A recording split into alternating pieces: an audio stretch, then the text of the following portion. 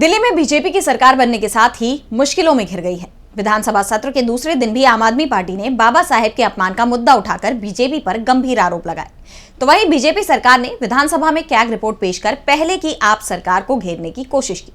विधानसभा से लेकर सड़क तक इस टकराव का असर दिखाई दे रहा है। देखिए ये रिपोर्ट। दिल्ली विधानसभा में जबरदस्त टकराव दिखाई दिया। विपक्षी दल आप की तरफ से लगातार दूसरे दिन सीएम हाउस में भगत सिंह और अंबेडकर की तस्वीरों के मुद्दे को उठाया गया। बाबा साहेब के अपमान का आरोप बीजेपी पर लगाया गया। तो विधानसभा स्पीकर की तरफ से आपके सभी विधायकों को 3 दिन के लिए सस्पेंड करने का आदेश जारी कर दिया गया। आपके 22 में से 21 विधायक जो विधानसभा की कार्रवाई में शामिल थे, सभी को सस्पेंड कर दिया गया। सदन से बाहर आने के बाद आतिशी ने कहा कि सीएम हाउस से भगत सिंह और अंबेडकर की तस्वीरें क्यों हटाई गई? क्या पीएम मोदी बाबा साहेब अंबेडकर से भी बड़े हैं?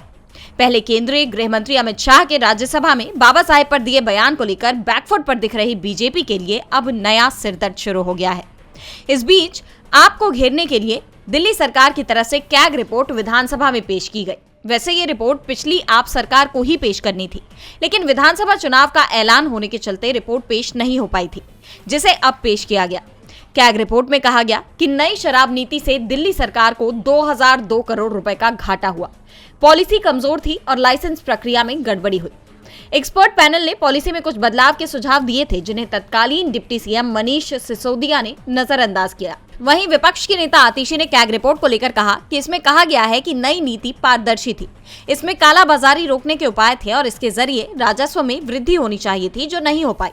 आतिशी ने कहा कि इसी नीति से पंजाब सरकार के राजस्व में वृद्धि हुई।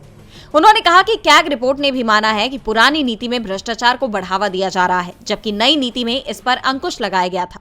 इस बीच दिल्ली विधानसभा के सत्र को 2 दिन के लिए और बढ़ा दिया गया है। डीबी लाइव की रिपोर्ट।